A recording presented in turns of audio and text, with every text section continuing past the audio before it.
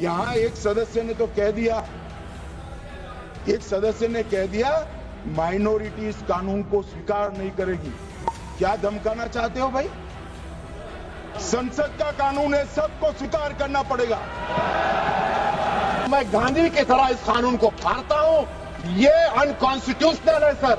इस देश में झगड़े पैदा करने का काम बीजेपी करना चाहती है। तो ये जो बात कह रहे कि ये बिल असंवैधानिक है, असंवैधानिक काम तो उन्होंने किया है जो बिल फाड़ने का काम किया है। आज मैं पूछना चाहता हूं, आज किस लिए बिल फाड़ दिया? हम इस देश के दुश्मन नहीं, हम इस देश में नौकर भी नहीं है, हम इस देश के मालिक हैं। सर बेट द्वारका के 2 द्वीपों पर दावा ठोक दिया है। क्या भगवान कृष्ण से पहले इस्लाम धर्म आ गया था क्या? भारतीय जनता पार्टी के अंदर मुकाबला चल रहा है कि खराब हिंदू कौन बड़ा है। मैं इस्लामिक देशों का नाम पढ़ूंगा जहां वक्त का वजूद नहीं है, तुर्की में नहीं है, लीबिया में नहीं है, इजिप्ट में नहीं है, सूडान में नहीं है, लेबनान में नहीं है, सीरिया में नहीं है, जॉर्डन में नहीं है, तुनीसिया में नहीं है, इराक में नहीं है। क्या आपको पता है कहां इनकी डबल इंजन की सरकार ने लोगों को रास्ते पे ईद का नमाज भी पढ़ने नहीं दिया? और ये बात करेंगे कोई भी फैसला मान्यवर कायदे की कोर्ट से बाहर कैसे हो सकता है? कोई भी फैसला हो, ये देश की अदालत वो फैसले तक रुचि नहीं रखेगी। नागरिक ग्रीवेंसेस लेकर कहां जाएंगे? जिसकी भूमि हड़प कर ली गई वो कहां जाएगा? ऐसा नहीं चलेगा। आपकी वोट बैंक के लिए आपने किया था, हम खारिज कर रहे हैं, ऐसा नहीं चलेगा। अदालत में जाइए, जिसको ग्रीवेंसेस है इधर और साइड से, और अदालत न्याय करेगी। न्याय के लिए तो अदालतें बनी हैं। और मान्यवर, यहां एक सदस्य ने तो कह दिया माइनॉरिटी इस कानून को स्वीकार नहीं करेगी। क्या धमकाना चाहते हो भाई? संसद का कानून है, सबको स्वीकार करना पड़ेगा। स्वीकार नहीं करेंगे मतलब क्या है? कैसे बोल सकते हैं कोई? हम कानून को स्वीकार नहीं करेंगे। ये कानून भारत सरकार का है, हर एक पर बंधन करता होगा और इसको स्वीकार करना पड़ेगा। मैं आपको बताना चाह रहा हूं स्पीकर साहब, ये बिल का मकसद सिर्फ मुसलमानों को जलील और रुस्वा करना है, मुसलमानों को दूसरे दर्जे का शहरी बनाने का इनका मकसद है।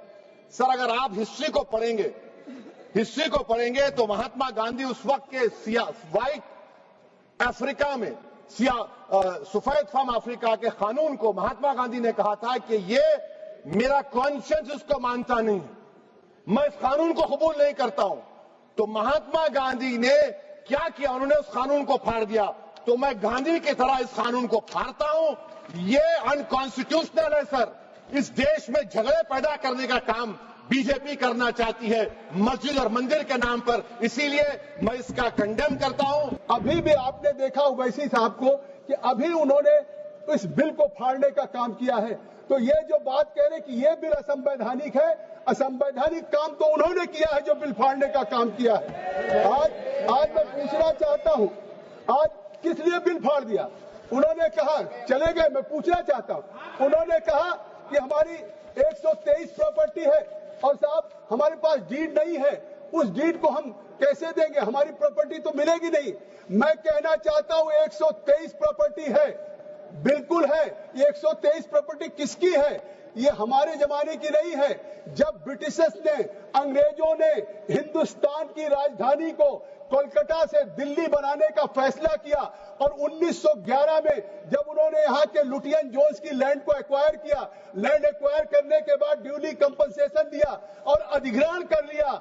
और 1911 जो अधिग्रहण ब्रिटिश सरकार ने किया, अखिलेश जी आप भी मुख्यमंत्री रहे, अगर कोई सरकार किसी जमीन का अधिग्रहण कर ले तो फिर उस जमीन को डीनोटिफाई करके किसी को दे नहीं सकती है। यह पहली बार कांग्रेस सरकार ने डीनोटिफाई करके देने का काम किया। मैं पूछना चाहता हूं, अगर आपके पास डॉक्यूमेंट नहीं है, मैं पूछना चाहता हूं कि अगर डॉक्यूमेंट नहीं है, हमारे जेपीसी के मेंबर लोग बैठे हुए, मैं पूछना चाहता हूं ये तुष्टीकरण नहीं तो और क्या था?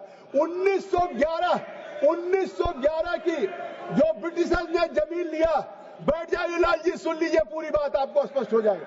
1911 में जो जमीन अंग्रेजों ने, ब्रिटिशर्स ने एक्वायर किया राजधानी के लिए, 1911 के बाद 1970 में दिल्ली के वक्फ बोर्ड ने कहा, जो 1911 की ब्रिटिशर्स की जमीन एक्वायर थी, कि ये वक्फ बोर्ड की है। 1970 में तो वो जो सेक्शन 40 की बात हो रही है, ये शायद देश में नहीं दुनिया में किसी को अधिकार नहीं होगा कि जो ब्रिटिश एक्वायर करके कंपनसेशन दे गए हो, उसको 57 सालों के बाद वक्फ बोर्ड कह दे ये वक्फ की जमीन है, और उसके बाद ये कह रहे हैं हमें मिल नहीं रहे वैसी साहब। माननीय अल्पसंख्यक मंत्री जी कह रहे थे कि विपक्ष गुमराह कर रहा है, बल्कि हकीकत यह है विपक्ष गुमराह नहीं कर रहा इस बिल के ऊपर, बल्कि आप लोग गुमराह कर रहे हैं। आप लोग गुमराह कर रहे हैं इस सदन को, आप लोग गुमराह कर रहे हैं इस समाज को, इस देश को। आपकी सरकार का नारा था का सबका साथ सबका विकास। मैं पूछना चाहता हूं, ये आपका नारा खोखला है। मुस्लिम समाज को टारगेट करके नुकसान पहुंचाने की आपकी मंशा साफ हो गई है। माननीय गृह मंत्री जी श्री अमित शाह साहब भी यहाँ बैठे हुए हैं। मैं कहना चाहता हूं कि माननीय अल्पसंख्यक मंत्री जी कह रहे थे कि जब वो चुनाव में गए थे तो उनसे कहा गया कि वक्फ बिल को लेकर के आया जाए, इसलिए लाए हैं। तो चुनाव के समय तो उनसे ये भी कहा गया था कि 2 करोड़ रोजगार दिया जाए, महंगाई कम की जाए, भ्रष्टाचार कम किया जाए। हमारे लोगों को उस चीज की जरूरत है, वो क्यों नहीं देते? मैं कहना चाहता हूं कि इस देश का मुसलमान दुश्मन नहीं है, इस देश का मुसलमान वफादार है, इस देश की तरक्की चाहता है, इस देश का विकास चाहता है। और हमारे बुजुर्गों ने लाखों की तादाद में इस देश को आजाद कराने के समय अपनी जान माल की कुर्बानियां देकर के साबित किया था। देश का जब बंटवारा किया था माननीय अध्यक्ष जी, तो उस वक्त अगर जो मुसलमानों को प्यार था पाकिस्तान से वो चले गए, जिनको इस हिंदुस्तान से प्यार था, वफा थी, वो आज इस हिंदुस्तान के अंदर है। हम इस देश के दुश्मन नहीं, हम इस देश में नौकर भी नहीं हैं, हम इस देश के मालिक हैं। और हम चाहते हैं कि सब लोग मिलकर के, सारे धर्मों के लोग मिलकर के इस देश की तरक्की की बात करें। सर, बेट द्वारका के 2 द्वीपों पर दावा ठोक दिया है। क्या भगवान कृष्ण से पहले इस्लाम धर्म आ गया था? क्या भगवान कृष्ण से पहले इस्लाम धर्म आ गया था? सर, यही नहीं, कल क्या आनंद भवन और नेशनल हेरिटेज पर आकर मैंने अभी बार सुना था कि आनंद भवन और नेशनल हेरिटेज पर वक्फ बोर्ड अपना दावा ठोकने वाले हैं, तो दे दोगे क्या? बता दिया। और यही नहीं सर, एएसआई संरक्षित स्मारकों पर भी सर यही नहीं सर, कर्नाटक में 53 ऐतिहासिक स्मारकों को वक्फ संपत्ति घोषित कर दिया है। अध्यक्ष महोदय, मैं कहना चाहता हूं, ये जो बिल लाया जा रहा है, भारतीय जनता पार्टी में एक मुकाबला चल रहा है। भारतीय जनता पार्टी के अंदर मुकाबला चल रहा है कि खराब हिंदू कौन बड़ा है। और ये बात अध्यक्ष महोदय मैं ऐसे ही नहीं कह रहा हूं। जो पार्टी ये कहती हो कि दुनिया की सबसे बड़ी पार्टी है, अध्यक्ष महोदय वो अपना राष्ट्रीय अध्यक्ष नहीं चुन पाए अभी तक। अध्यक्ष महोदय भारतीय जनता पार्टी क्या है?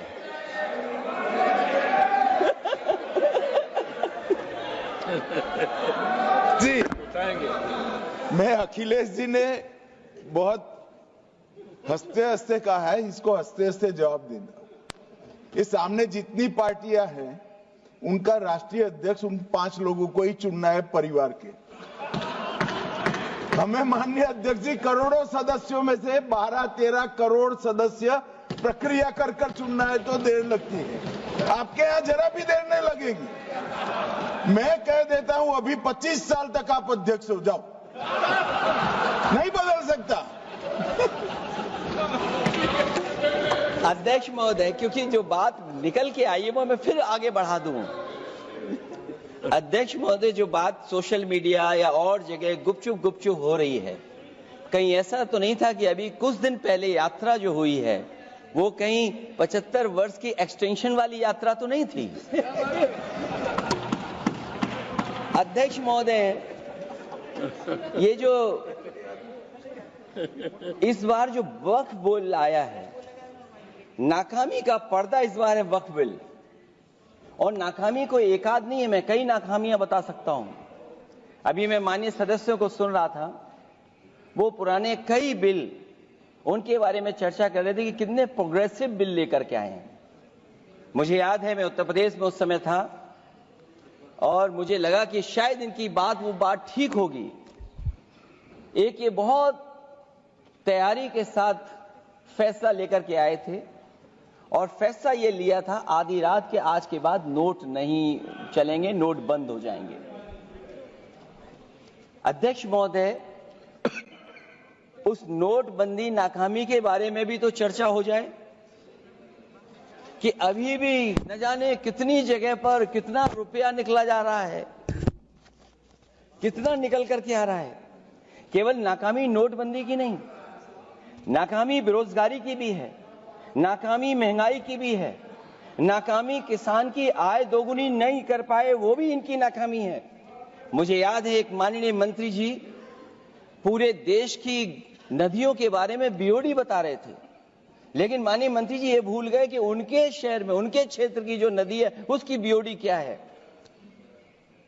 गंगा क्या साफ हो गई, यमुना क्या साफ हो गई, स्मार्ट सिटी क्या बन गई, क्या गोद लिए हुए गांव इन्होंने गोद से उतार दिए, उनकी क्या दुर्दशा है।